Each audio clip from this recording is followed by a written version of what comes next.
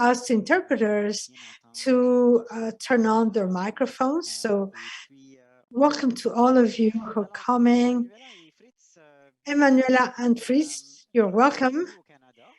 Welcome again to Canada after 4 years. It's been a while since you arrived in Canada. And I'm delighted to and looking forward to what you're going to expose to us, your presentation about this experience in Morocco. Good evening, all of you.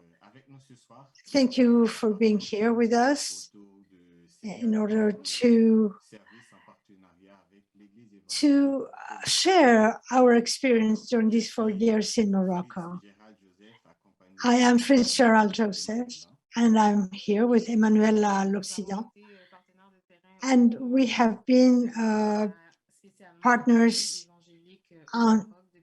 with the Evangelical Church in Morocco since between 2017 and 2021. We spent there for years. Our experience was extremely rich. And so this is the plan of our presentation. There are 3 aspects of diversity that we lived in Morocco. First of all, we're going to be speaking about religious diversity and also about cultural and pluralism, interfaith diversity, and ecumenism in Morocco. When we speak about religious diversity, well, you see, Morocco is in North Africa, as you can see it, northwest of Africa. So when we come out of America, it is one of the first countries that we find in the African coast. It's one of those countries that is closest to Europe, and by its geographical position, Morocco is a strategical spot. And very often we see that Morocco is a country that's in the crossroads of the north and south. So it is important because we're going to see it in the mixity in our exposition. So the religion of the state, and most of the Moroccans don't have the right to have another religion than Islam. So it is not easy for them to be Christians or to go to other churches. They're supposed to be Islam religion. So our services was very, very particular. We couldn't be in direct relationship with Moroccans. However, we had the privilege of serving people that were in between, and we're going to explain this further. So when we speak about Islam, which is the religion of the country, there is an identity element. So as a person born in Morocco is identified to its country, to the country, but also to their religion. So renouncing to the faith, to the Muslim faith, is extremely difficult, as you can imagine. Or because the people who make a choice, you know, they are rejected by society, and some people, like from Morocco, they have to go and live in Europe in order to live their own faith. Now, the Catholic Church, Catholic Roman Church, has a very important presence in Morocco. They represent the Christian faith at large. It's a church that's been there for hundreds of years. It's an imperialist church. They have been there since the protectorate, under the French protectorate. And we're going to see all along this presentation how the Catholic Church helped the evangelical church and other Christian churches within the Moroccan communities. In Morocco, we speak of Catholic Church, but also other churches that are recognized by the state. We have the Anglican Church, the Orthodox, and the Jewish Council as well. Those are the faiths and confessions that are recognized in Morocco. And next to that, we have the Evangelical Church in Morocco. And we have situations where the king invites the representatives of these churches to different events. This happens. It happens with the Catholic Church, the Anglican Church. They present themselves, the Evangelical Church. They come to the king to talk about their situations. So these churches are recognized by the state, and so people have the right to choose these religions. There are other religions that come, but they're not recognized by the state. Sometimes you have people from the Evangelical Church, and they come and they ask us, do you know these people? Do they have a legal right to exert their faith? Now we're going to be talking about diversity in the cultural and pluralism at the faith level. So here we have, there are 11 congregations in Morocco. They're spread all over the country, as you can see on the map. We have from Agadir to Usda, from the south to the north. And God chose us to come serve in those places. Yeah, the Evangelical Church in Morocco. It is coming from the Reformed Church in France. It is a 100-year-old church. It was formed in France at the time of Protectorate, and it's mainly the French soldiers who were Protestant at that time when they were there, and so they allowed the Evangelical Church to come to Morocco. And so this is how they got a permission, or they got accepted in order to establish their church. So this happened in October 1907. But what happens when Morocco is going to dissociate from France? This church is going to change its name. It's going to, instead of being the Reformed Church of France, it's going to be called the Evangelical Church of Morocco. And in this manner, it reflected the change that happened in Morocco. This image that you see here was taken during a youth camp, and it reflects the diversity that we have within the Evangelical Church of Morocco. You might think they come from different countries, but no. In Morocco, people in Morocco come from at least 40 different nationalities from Africa. Some other people come also from Europe, and even from America, like we did. So in terms of culture, this church is very diverse. Not only different because of the different nations, but also the different communities where they come from, their languages. There are some people who come tribal from different tribes. Theology is not necessarily the same. So when they come to Morocco, they are happy to have the privilege to exercise their faith within a church that is an umbrella to all these faiths. So we there find a way to adapt to all these differences and diversity.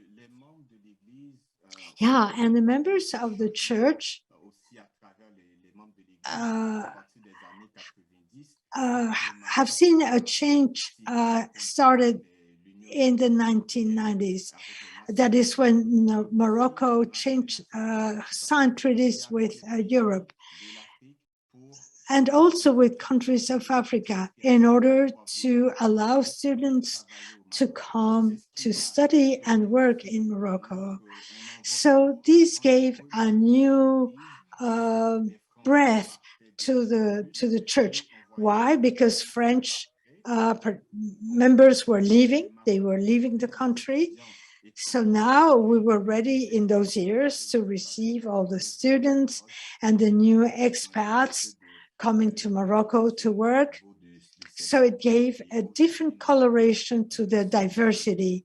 And today, the members of this church, they come from different avenues in terms of nationalities, but also of theology, and also of different traditions of Africa.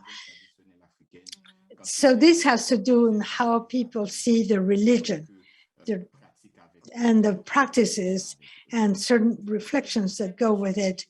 And a very beautiful thing that happens within this evangelical church is that there is a diversity of ministry in which people can get involved and they can participate. I think there are at least 17 different ministries in the local churches. And many of those ministries are also national. There is also the library, the kitchen, people getting together, women, children, men, a wonderful array of activities. And I think that this system was very smartly chosen by the church, because people can really meet there and melt.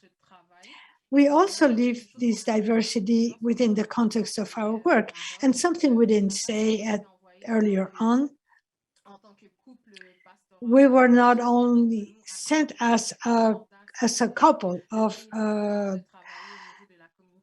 ministers, but I was a coordinator at the national level for communications, and I had to manage a team and supervise the different churches who had also their different communication teams. So my job was to coordinate, to accompany them and to provide all the tools they needed. And I was blessed to have a team myself. So through this inner teamwork, we always found work to give education for new generations, for newcomers. So here in this photograph, we had a team in Rabat with all the locals of the evangelical church. We had a weekend together of workshops.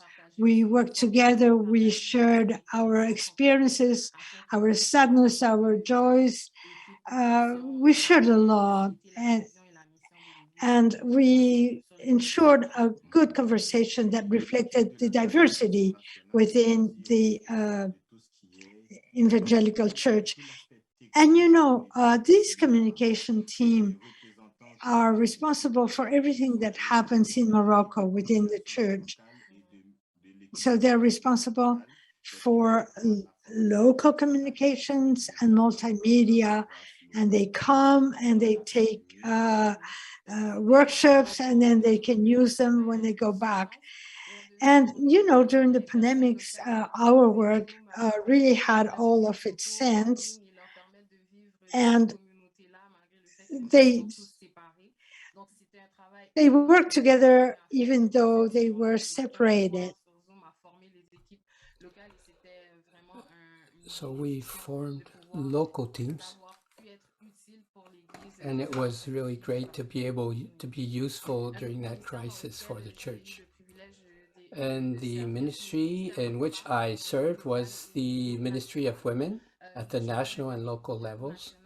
I was part of the National Women's Office, which was like the coordinating body of all the work that was done with women. We supported local women's programs. We were a voice for them in their local churches, and this we can say that we help them emancipate themselves and live the lives that they dreamed of. This is extremely important, especially at the local level. Maybe we didn't say this at the beginning, but the evangelical church has a very young population, and many youth that arrive in Morocco, they are very young, and when they arrive and they have to learn to do many things, live on their own, something that is completely new for a lot of them. And it's really good to have someone who is older who can play a role of a mentor or parent for them to so it was like a ministry in which we accompany them. Another ministry that's extremely important is the International Help Committee or Support Committee. It's like the Department of Social Affairs of the Church. As we said at the beginning, Morocco is is like a way station in the transition of migrants from Africa to Europe. So there's lots of work that's done in accompanying these migrants, supporting them with health issues and also professional issues in some cases. There are many programs that are established to support the people who are migrating so that they can find their way and so that they can have uh, uh, recognition in society. Sometimes they are invisible. They have a feeling that they are phantoms, ghosts in society. And so this ministry's work is very important, and this is why the king and his government tolerates our church because of this work that we do with migrants. It helps a lot, and this is something that contributes to our tolerance. So the pastoral ministry, I was a um, a minister in the congregation of Duja, which is in the northeast of the country. It's a border city. It's on the border with Algeria.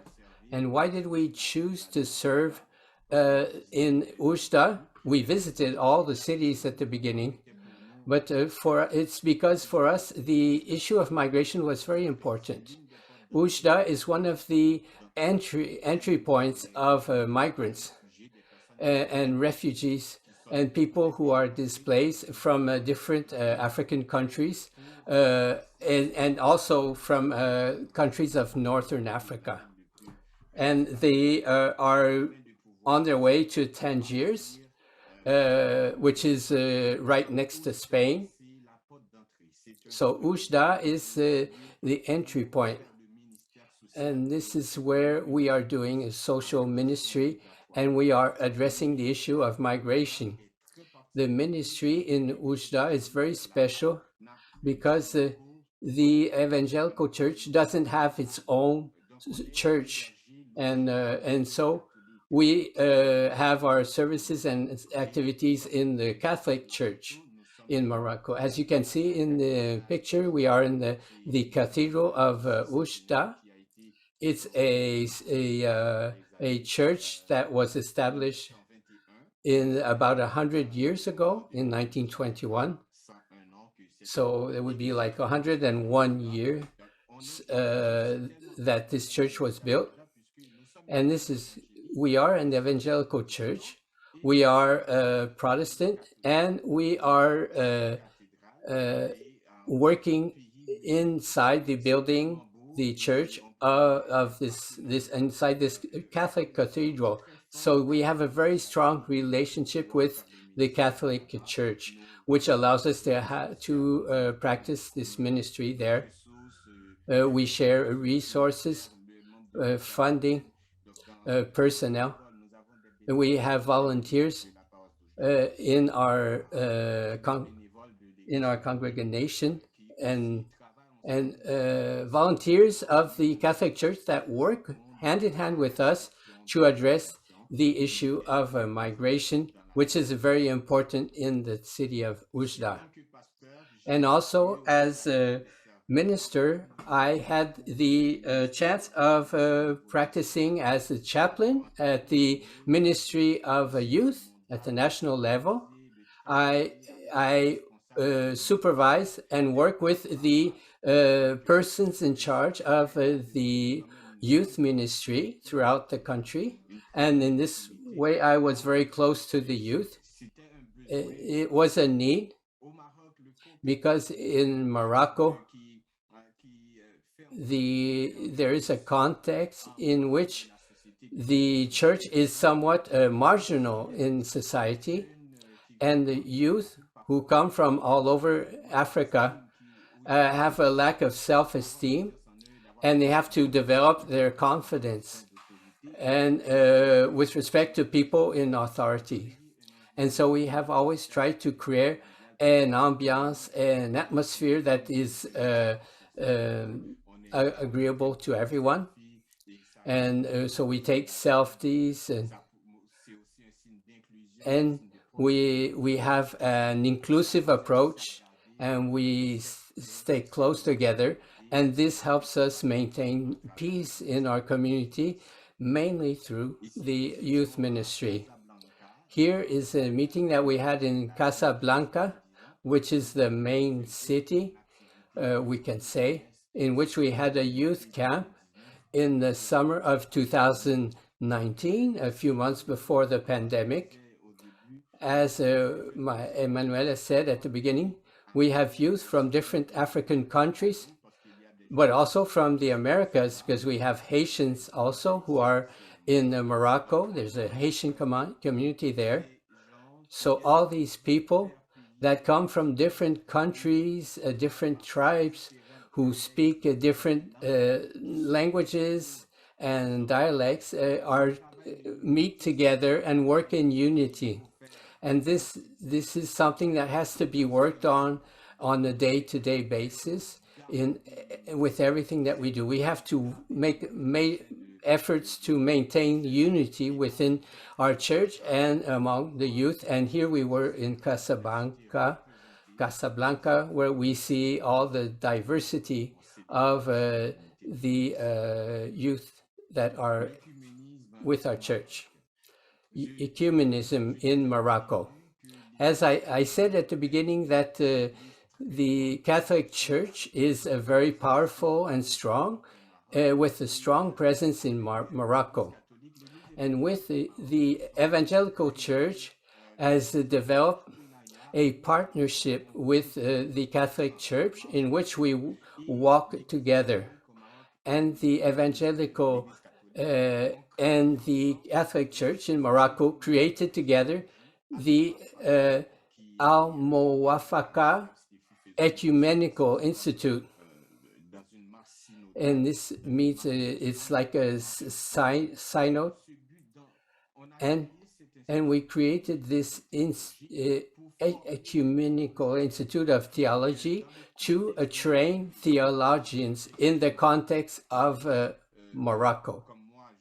Because myself, I came to Morocco from the Americas, others came from Europe, others from Africa, but the church wanted to create and train ministers and theologians that think with in the context of Morocco, and this institute was created in 2015, 7 years ago, and we train theologians who come from not just Morocco but other countries. This is a very unique institute of theology, and the theologians that come are Catholic and Protestant, and they represent a cultural and theological diversity.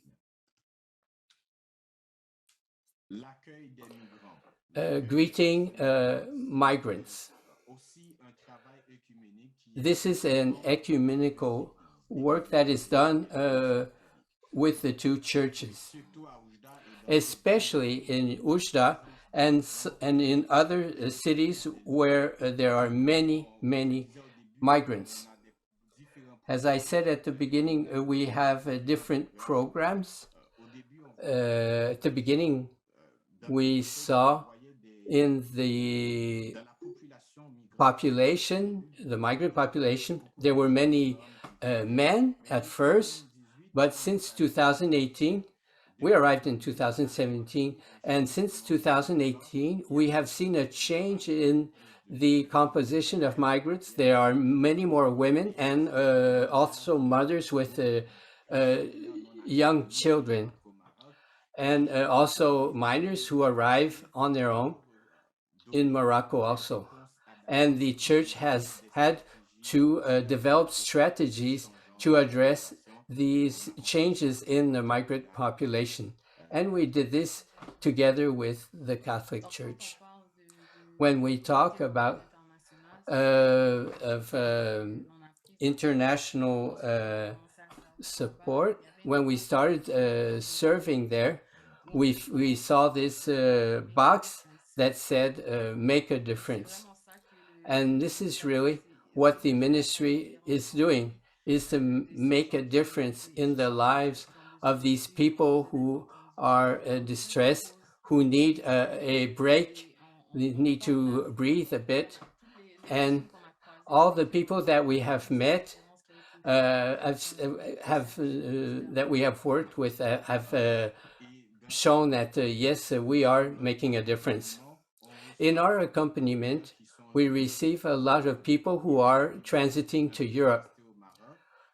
Some of them want to stay in Morocco. They cross the border in Oujda, but their ultimate objective is to cross the Mediterranean Sea and go to Europe to have a better life.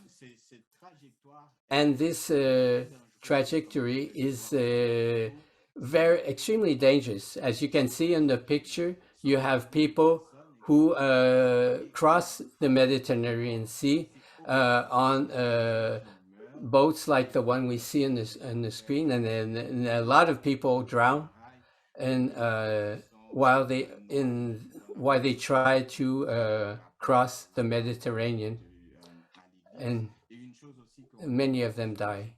And another thing that we didn't mention, that the church's presence is so strong among migrants, is that when the Coast Guards recover the bodies of people who drowned, or the people who are returned to Morocco, the Coast Guard people, they bring these people back to our center, a refugee center, because we have volunteers that work full-time in supporting them in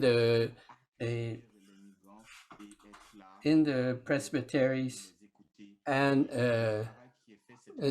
so this work is very important and remarkable. We have the food, clothing that is offered to them. We are present with all of this, and we also accompany them with pastoral.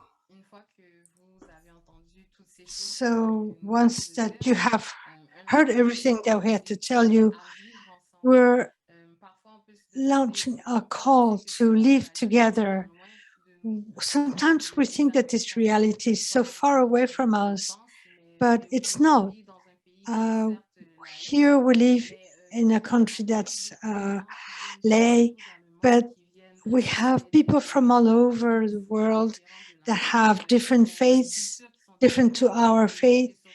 They come from different culture, and it is important for us to understand this complexity existing all over the world and in our country. And we have to have the intention to be aware and to find the tools to make these people feel at ease, to just give them hospitality and shelter. And this call to be together, we live it in our everyday life, in our Christian communities.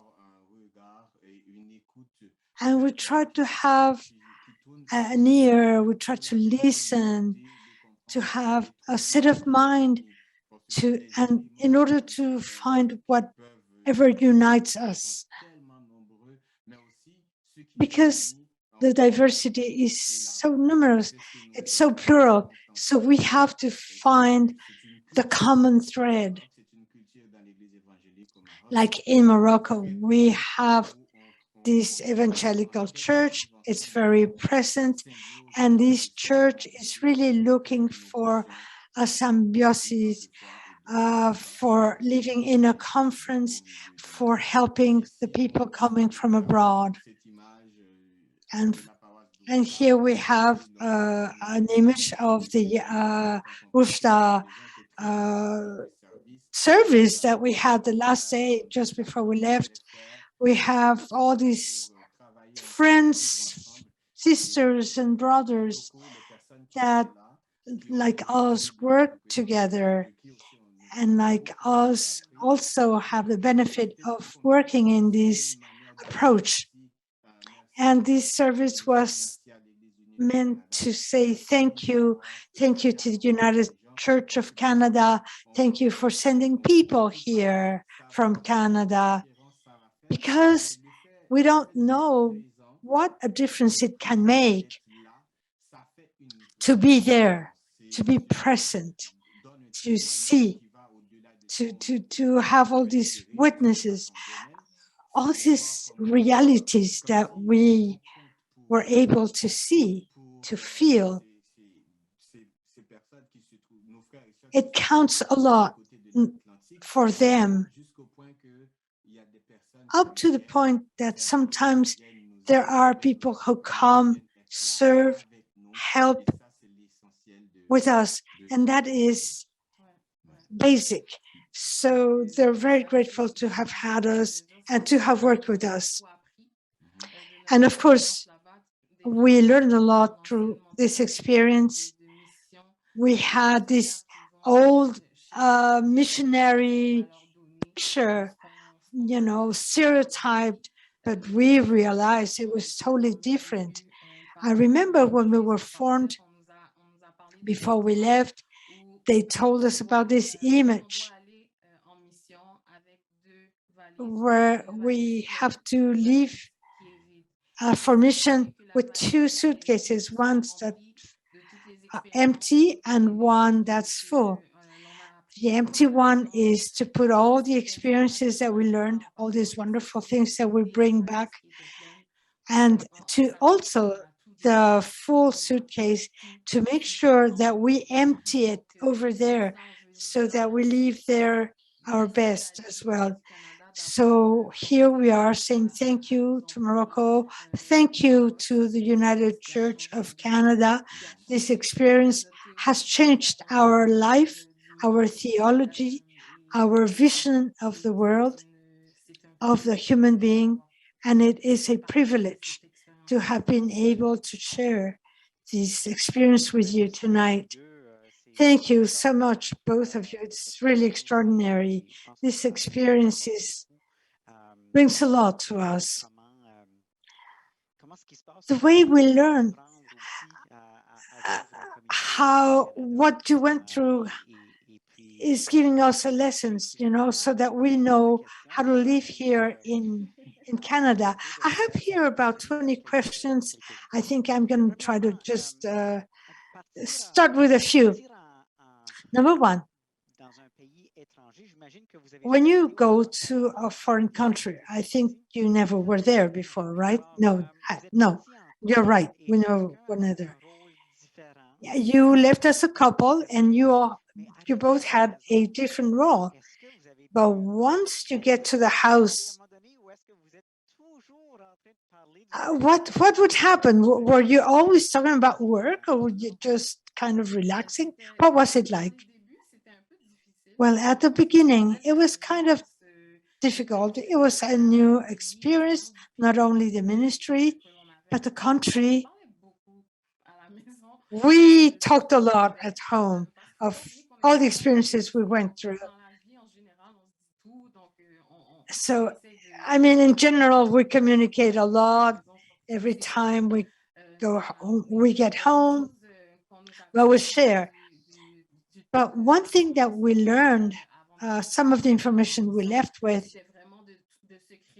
it was that each one of us should create a network of friends so that we could share with them the experiences we were living in Morocco. We also had the support of a therapist, especially for those months where things were hard to live. And at a given point, we told ourselves, well, it is important that we take a day off. So we had a Sabbath on a Monday, on a Saturday. Anyway, and so if there was an emergency, people knew what to do, whether they had to go to the hospital or to the police. We just said, we need a day for ourselves. We watch TV, we do things that have nothing to do with the church, so that we can have a little breath and to be away from the mission approach. Yeah, and I love the idea of these suitcases, the empty and the full one. And I suppose that the empty suitcase, we fill it up with things that transformed us. It's not only a question of receiving, but to come out changed. And if you could just say what you feel like now that you're back to Canada, what is it that really changed you that will stay there in your suitcase for a long time? For me personally, this question of diversity and openness, to really let everybody's experience go through us, because people come from different realities. And when we listen to different stories. And sometimes we feel that contents are universal, but even these universal thoughts can be seen differently, or they are expressed differently. The world is larger than we are. When we're here in North America, we feel that we're the center of the world. It's us, Canada, the United States, us. But elsewhere, abroad, the world is so much more larger. And it is extraordinary. When we talk about it with our friends, with our family, we have other perceptions, other experiences that we would have not been able to have known had we not left. And they transform us. Yeah, well, he said many things of the things I wanted to say in terms of what really made a difference for me. But I had a shock that really made me understand something different. It's when I arrived into Morocco that I realized I was Black. It's very strange to say this because I knew this, but when I got there, I just had this feeling like I was coming from elsewhere and I was not theirs, and they made me feel this way. See, for example, the not only being Black, but a woman within an Islamic context. I don't want to go into details, but it really gave me a call, I received this call. I really started thinking of women who had not the choice or the right or the benefit of being listened to, seen, perceived. Sometimes women wanted to say something, like when I was there, I tried to give the mic to women, I gave them my hand, and the attitudes were different, and that really marked me. It made a difference. Very interesting. I have another question, but maybe other people have other questions. All you have to do is lift your hand. But you also spoke about the fact that the evangelical church came from the Protestant Church of France. Are there still links between that church? I think we're always aware as a church. Nowadays, we're very aware of colonializing churches, from those times. Is the relationship still sound and fair, or is there like a distance? I think you should answer. I think there's a great empowerment. They're empowered, they're autonomous. And supposedly they have a very good relationship with the church that was formed in France. When we had the conference during Christmas, well, the French church would send delegates, commissioners. So there is a very strong link. Sometimes they can ask for advice. Sometimes they can share theological concepts.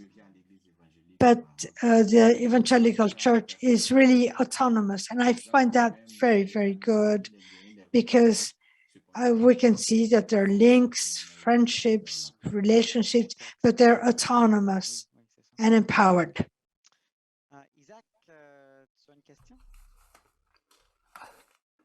Isaac, you have a question.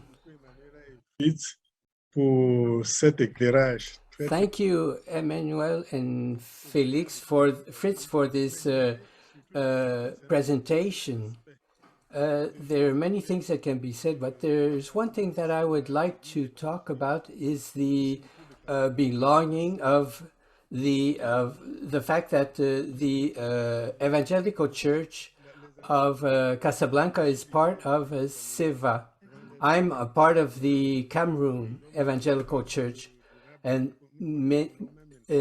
we are in contact with people in these community.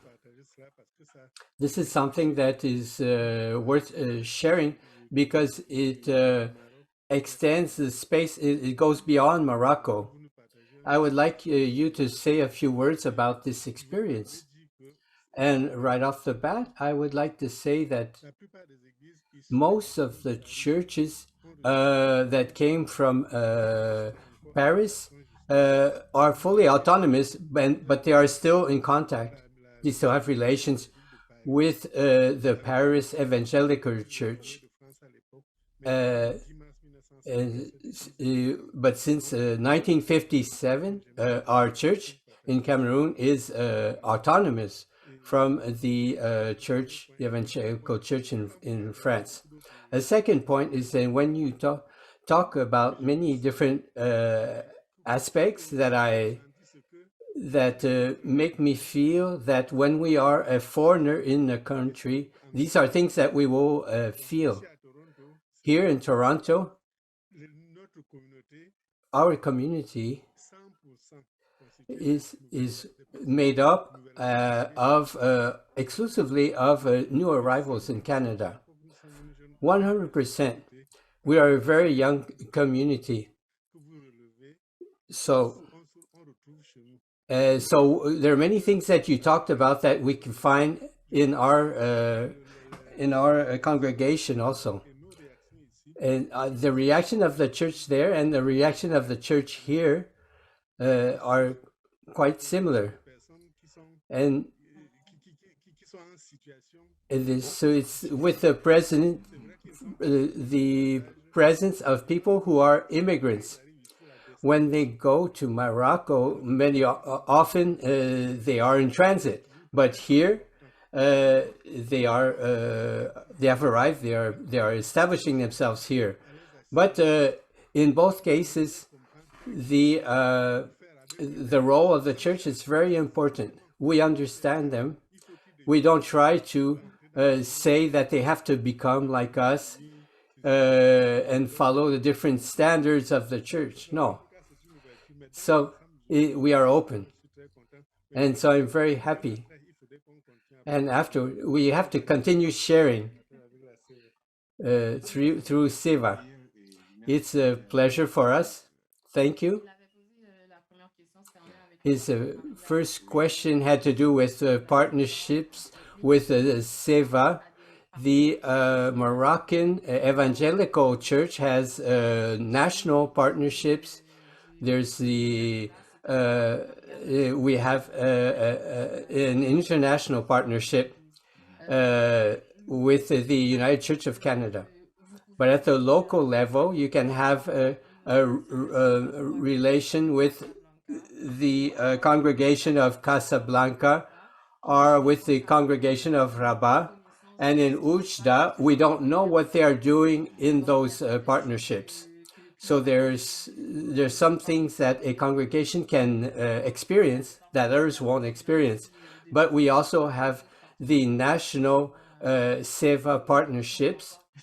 I'm talking as if we were still in Morocco, and the Seva also.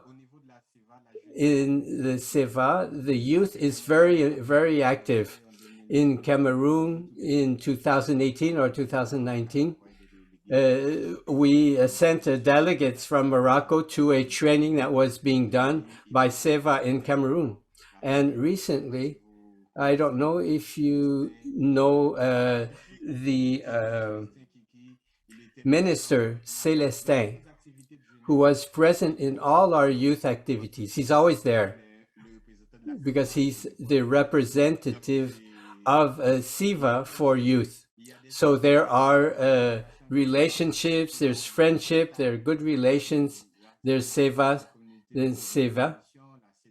The CETA is the community of churches of Africa, and there's the CFE, which is the Commission of Evangelical Jews, French-speaking evangelical churches.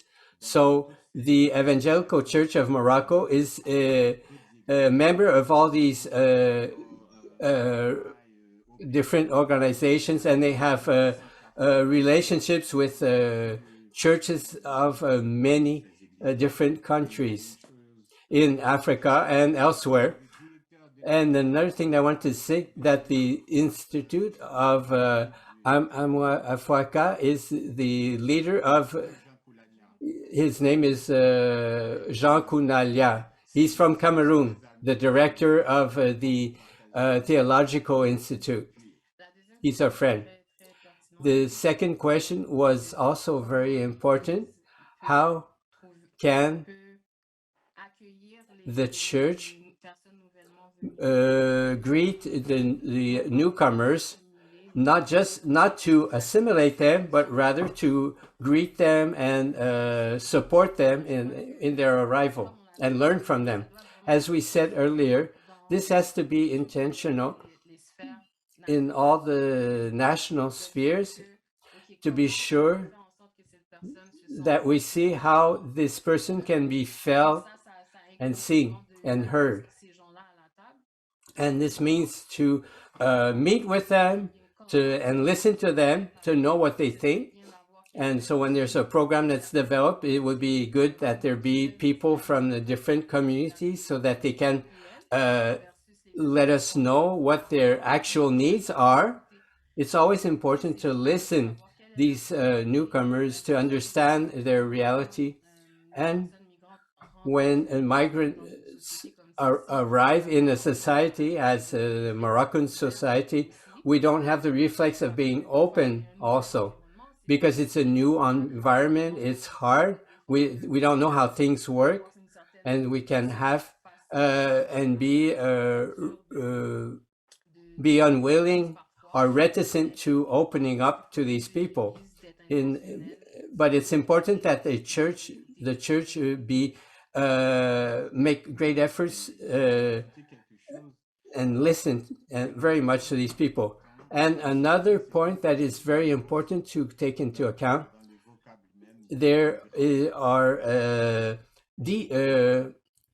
differences in the vocabulary of migrants here in Canada and in Morocco. The words don't have the same meaning.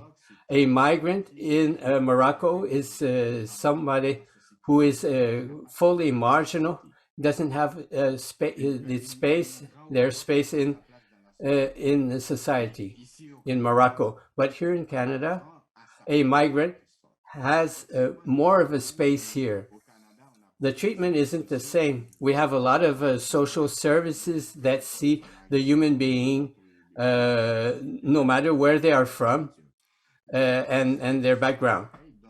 Canada is more open, and the connotations aren't the same. And a migrant person in Morocco is someone who is in distress, who is marginalized, and doesn't have any recourse.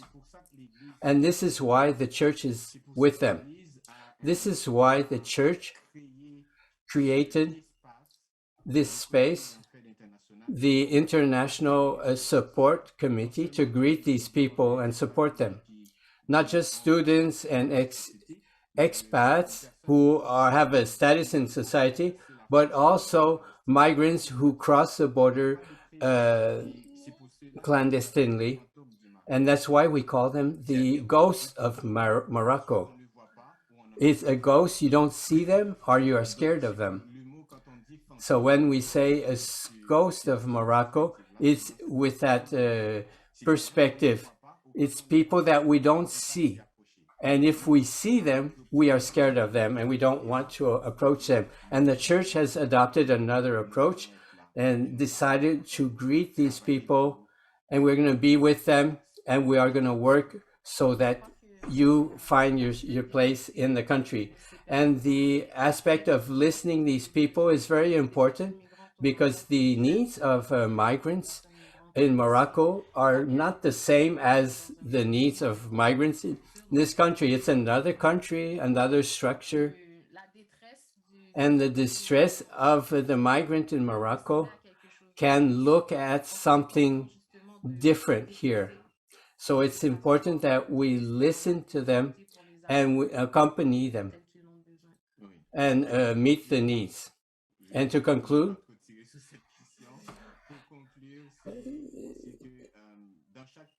in each country, when we are a foreigner, we have needs. And I think that it's necessary that the country that greets the migrants have programs that are adapted to their needs and to their context, and the churches also. And this is where I believe this is where we have when we can play a relatively important role because of our migrant parishioners, and to have and also accompany these people who are in a society that they don't know. It's a double mandate. It's a special mandate that we have that gives us an opening, which isn't all that easy in other contexts. Carol, you have a question? Yes, thank you. I'm going to try to be brief. Thanks, Emmanuela and Fritz.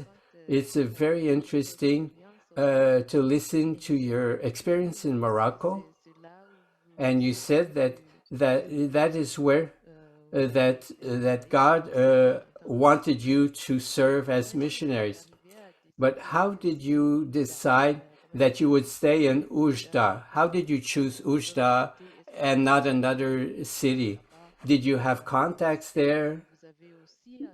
Did you have, and the second question, did you have the opportunity of inviting other people from outside of Morocco to work with you while you were in Morocco, and to acquire experience and share with you, not necessarily in Ujda, but elsewhere in the country? And finally, given what you have done there, you worked a lot with the youth, with students in particular.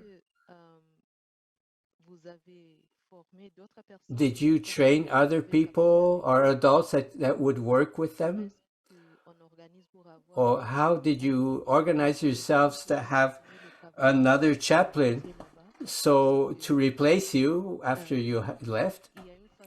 Because there's a way that youth attach themselves with the people that understand them, to encourage them, who encourage them, when especially when they are migrants. And so it's a loss for them when you leave. There's a lack of trust or confidence, self-confidence. Are there other people that stayed, that continued your work when you left? Thank you very much for the questions. The first question is, why did we choose Oujda? In the training that we had before going to Morocco, we were told that we should go where the needs were the greatest and where we will be the most useful. So at the beginning, the work of we spent 4 months in Morocco, and we were allowed to visit the 11 different congregations. And this is how we decided where we would stay. I think that they were very surprised when they saw that we chose Oujda, and instead of staying in Casablanca in the big church, or in Rabat in the big city, or Marrakesh, which they saw that we were going to Oujda, where there was no minister for 3 years. It's very remote. It's 8, 9, or 10 hours away by road from Casablanca to Oujda, and even it's extremely hot in the summer, and the winter is very cold. So normally people don't want to go to Oujda, and this is where God sent us. And I remember when I visited Usda the first time, we had an extreme joy, a peace. We knew we were peaceful, even if we knew that the journey was going to be long and difficult. When we got there, we were received so warmly. It was extraordinary. The connection was just immediate. And it's like we knew the people who were there, and we really felt like this is where God had called us to come and serve. This is why we chose Usda. The second question, please remind me. Yeah, I'm sorry, I think I resumed this, the Ministry of Youth. So there's a last thing in Usda. As you can see, is really at the margins. It's not only at the margins geographically, but socially, economically as well, because it is a point of entry for migrants. So in the conscience of the people there, nobody wants to go to Usda. Whenever we speak about Usda, anybody would say, oh, that's far away. But it's not far only geographically, but in their minds, because things that happen there were not in reality. You know, like when, and as I said before, when people who, policemen who find migrants who cross illegally, they come and bring them to our church. So for us, it was primordial to be there. We weren't there on holidays. We were there on service, because it was a place where this service was necessary.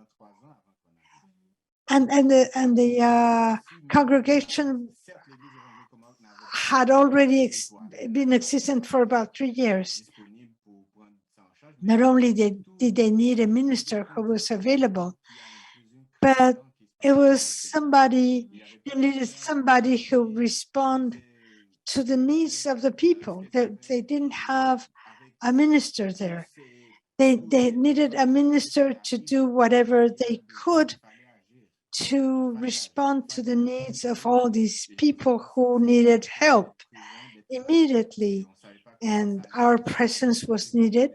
We didn't know how things were going to develop.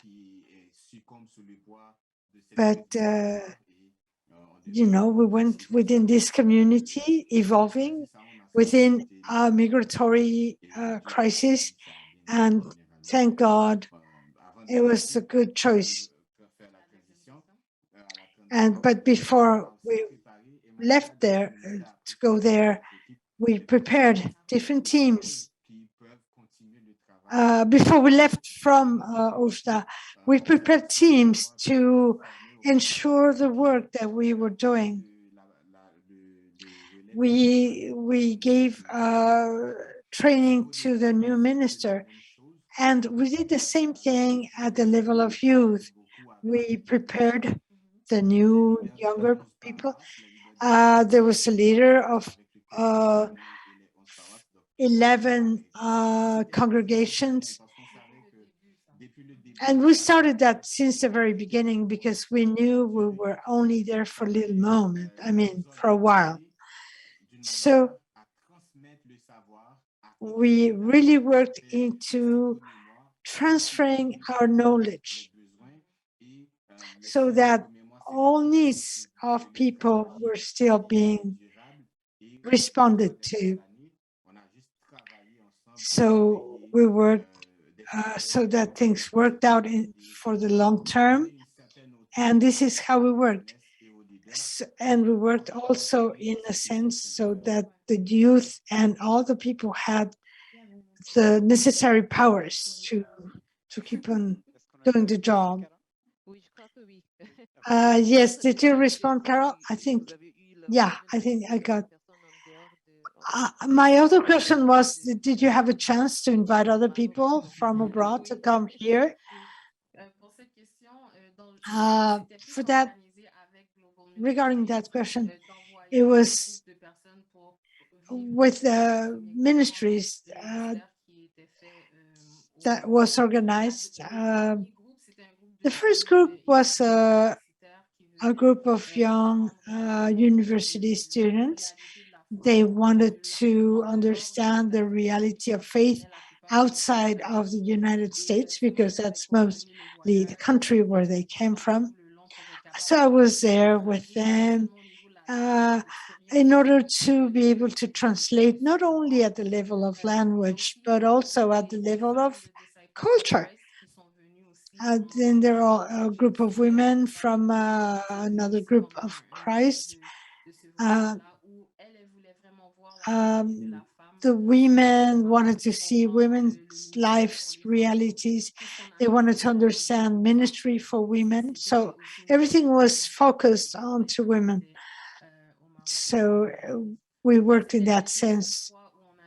So it was the only two times when we had groups of guests. Of course, we had supervisors who would come because, yeah, it was okay. We would exchange by email, but they wanted to come and see. So it was a good exchange that we had with the people who came. It was encouraging for them as well as for us. You also mentioned while you were discussing about the evolution in migration. You were speaking about that suddenly there were women and children who were coming mostly. How can you explain this shift in migration? What happened? Was that a natural thing, or did it obey to something else, or was that natural? I would like to start. Yeah. There are several elements that made an impact on that change. Number one, you have to see what it implies to travel to get there to Morocco. It is physically extenuating. They have to go through Niger. They have to go through the desert of Sahara. It's not something that is easy to do.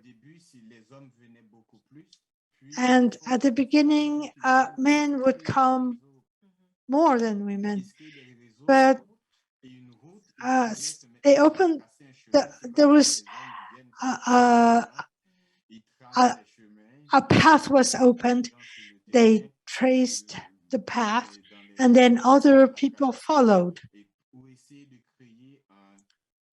Probably, they tried to create a security environment for women because there are atrocities happening there, So they kind of created networks in order to facilitate transportation. So that could be one of the elements.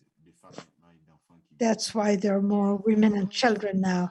There's another element that could explain these. According to me, is that they passed the message around that it was easier for women who were pregnant, who were traveling with children. There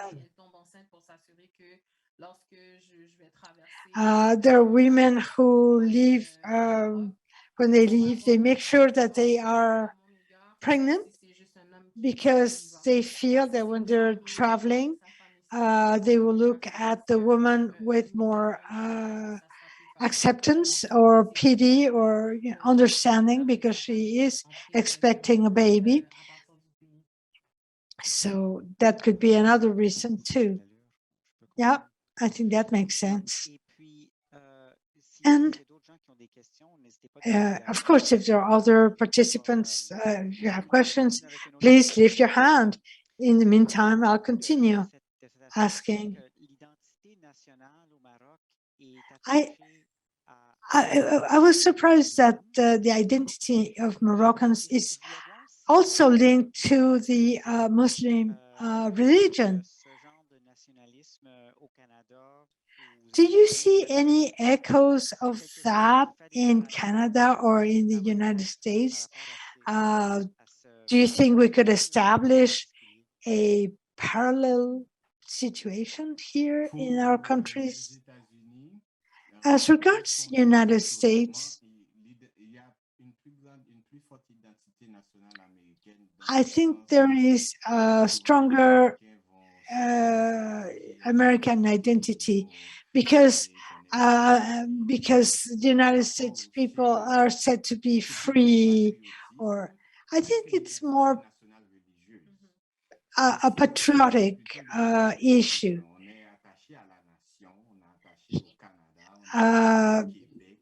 Or freedom, but here in Canada and Quebec, we are more attached to nationalism. I don't think there is an element of faith in general. This is why it was a shock for us to see to what point the national identity and the religious identity are so intimately entangled. This is not a thing that we knew about here in Canada. It's not a reality here. Yeah, it's very interesting. I think the identity of the Quebec people that is very attached to the Catholic Church, even if people don't go to church anymore. But like, for example, we ask people, are you Catholic? They would say, yeah, we are Catholic, but are you believer? Do you practice? And people will say no. And, you know, and this happens here. Of course, it doesn't, you know, this identity to Catholic Church doesn't play a role for the state decisions, you know, in Quebec. But still, it's present. Carol, Isaac, do you have any other questions? Yeah, the issue of religion for immigrants that arrive. Are there centers that host or shelter these people, or are there mosques that will bring them in? Any Muslim centers that will help them? Do they, like, were you working with Muslim centers together with Christian centers? How? Because as you were saying, Morocco is a Muslim country. I started helping my newcomers. Most of the population, at least 80%, they are Muslims. And I'm going to touch on a very sensitive issue. There are some organizations that are there, social organizations that are supposed to be there in order to help and to shelter or help these people. However, most of the people who get there are Black. There are, they don't have right to certain types of assistance. So who do that? Who does that? We do. We help the Muslim, the Black Muslims. I didn't speak of that before. We have our welcome center within the Catholic Church, and we welcome the Muslims within the Catholic Church in our center. And next to that church, there is a mosque. And so they created that Muslim mosque, and they don't help them, but within our church we do. So it's just to give you an idea. Yeah, there are Moroccan organizations for migrants. Sometimes we work in partnership with them. There are some NGOs that are for women But anything that was operational, it was us who were in charge. So it's a very good question. We, of course, have partnerships, but the work on site, it is us who do it. In fact, our church has a lot of authority because we are authorized to do that. Oh, that, yeah, I can see there is a systemic problem in Africa. It's like, do you have any questions? Yeah. It's like in Cameroon and Algeria. You know, like it's a question of racism. They don't know who's African, you know? When they're in Cameroon, well, they're in Central Africa, but when they're elsewhere, you know. Yeah, but I do have a question for you.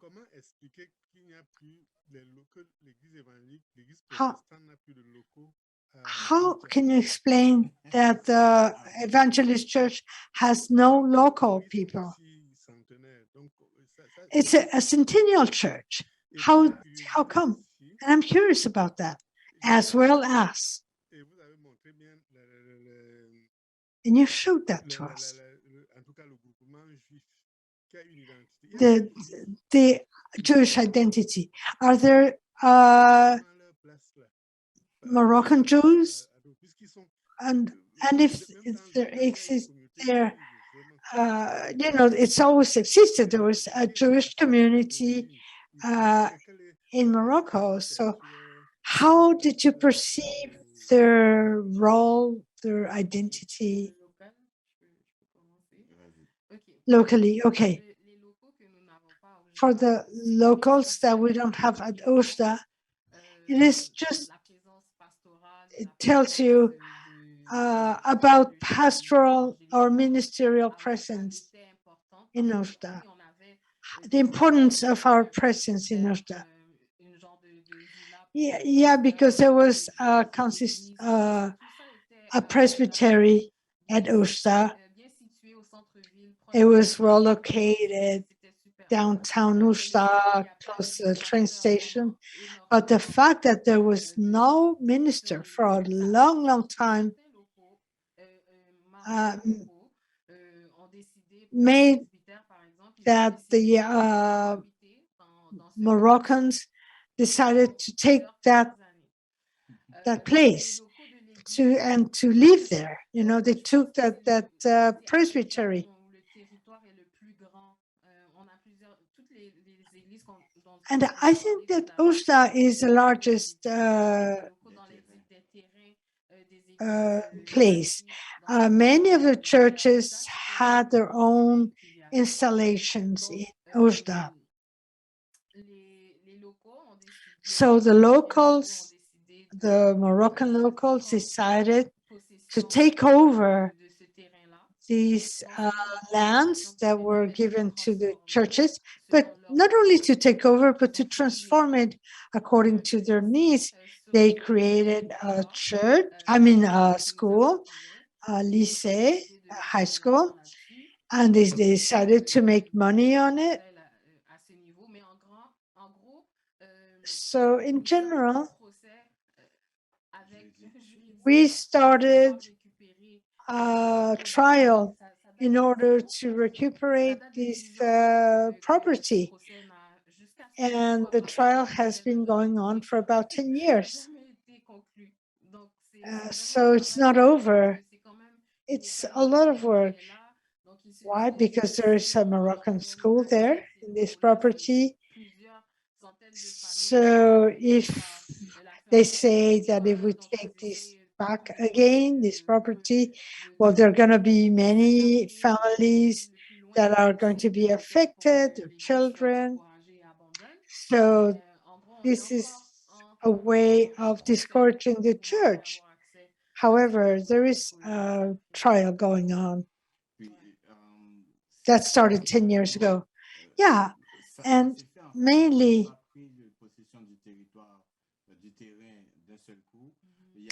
Well, they didn't take the land all at once.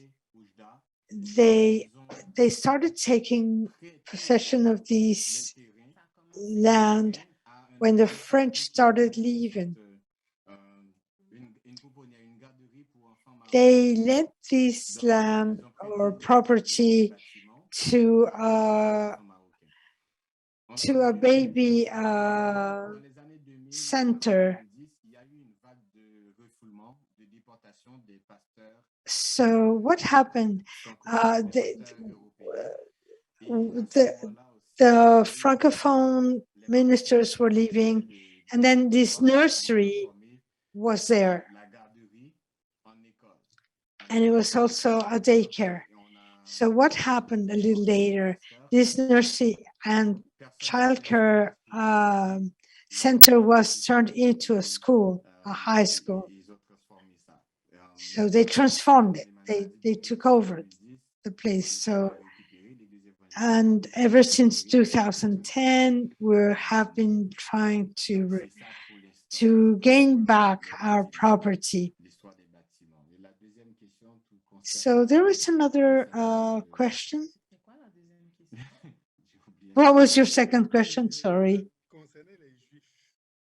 The Jews, yeah. It's about the Jews, the Moroccan Jews. There are Moroccan, Christian Moroccans, Jews, Moroccan, and Catholic Moroccans.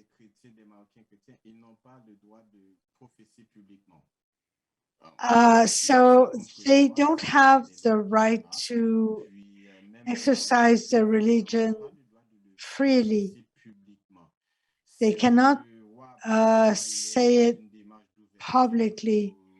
The king has shown tolerance, but legally speaking, the Moroccans have no right to use their conscience to practice the religion of the choice. But of course, it's kind of tolerated. I think that Florence has a question. Would you like to go through, Florence? Hi, good evening. Thank you, Emmanuela, and both of you for the experience that you have been sharing with us. Fritz, my question stems from your presentation. I understand that upon your arrival to your mission, the people that you started to work with came from different regions, and that you had to receive them as newcomers, and you try to help them to receive them as newcomers without trying to change them. So this is multiculturalism, and that's fine. But on the other side, you chose Usda,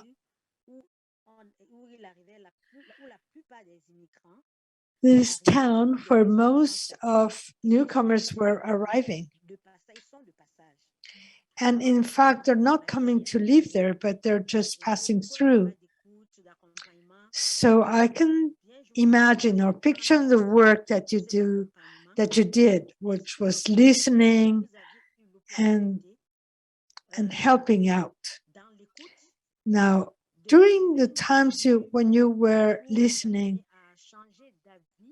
did you find a way, a gap that would help you, that would have helped to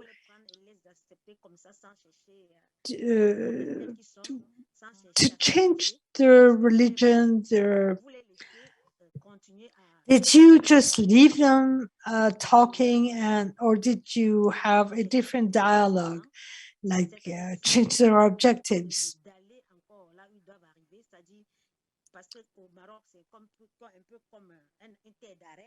For instance, like also, did you try to dissuade them of not going where they were going?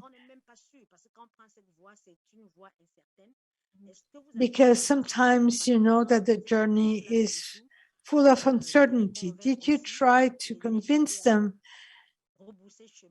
to go back to their countries or to stay there at Oujda to find a legal situation in Morocco, or in order to help them keep their lives, because the journey is very uncertain and dangerous in a way?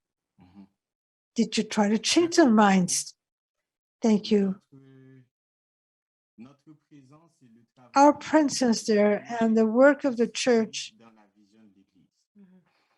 we were working on the vision of the church, and our role was to listen and to talk to the people about the realities of the place.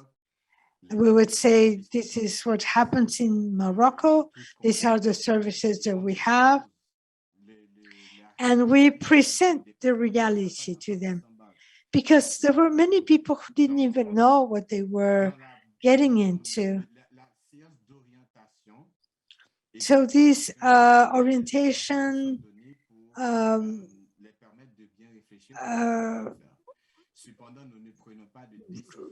gathering was to inform them, but we wouldn't try to make them change their mind. But in case they wanted to go back home, we would have a program to help them do it. The church has a program for people to go back, and they also have the church also has a program for people who want to stay in that place. We have photographs, images, so that they are aware of what they're getting into if they continue their journey. And it's up to these migrant newcomers to make up their mind. We are not trying to convince them to go back or to stay or to keep on the journey. And we understood something. The more we listened to them, it was like these people paid a lot of money to get to Oujda, to get to that point. And the result of this is that people are ready to die than to go back. You know, they would say, at the point where I am right now, I'd rather keep on going than to go back to my family. What I'm going to tell my children, my wife, everybody makes so many sacrifices. So all we could do is that we could respect their decisions, but we needed to give them the information because they're going to face a different reality. So we heard so many stories. People have all these stories, and all we could do was to expose them to their realities, to tell them about it. I'm glad. I didn't know about this program, and I would have not asked if there was such a thing if had I known there was one.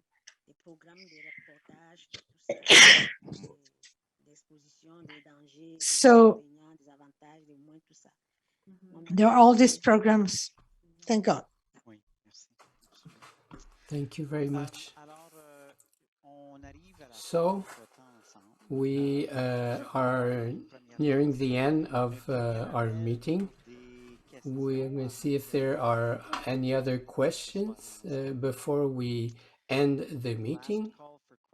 If there are any questions, we'll accept them also in English. Bon. Alors, Un grand So merci. thank you very much, Fritz, Emmanuela and Fritz, for your presentation, remarkable presentation on your experience. And with presentations such as these, we are transforming the church and we are evolving also at the same time. I will ask the Minister Akusa of the St. Mark congregation to now do a closing prayer. Let's pray. Our parent, Jesus Christ, we shall say thank you for this time that we have spent together with Emmanuela and Fritz. We thank you for their lives, and we ask you to christen their, to bless their work so that it can generate grace for humanity and for themselves, and so that we can learn from their experience so that our ministry be blessed. So we ask you to bless us now that we are leaving each other. In the name of the Father, the Son, and Holy Ghost. Amen. Thank you. Thanks to everyone. And have a good end of evening to everyone. Could you share Fritz and Emmanuela's contact? Yes, of course. It will be a pleasure. Thanks to everyone.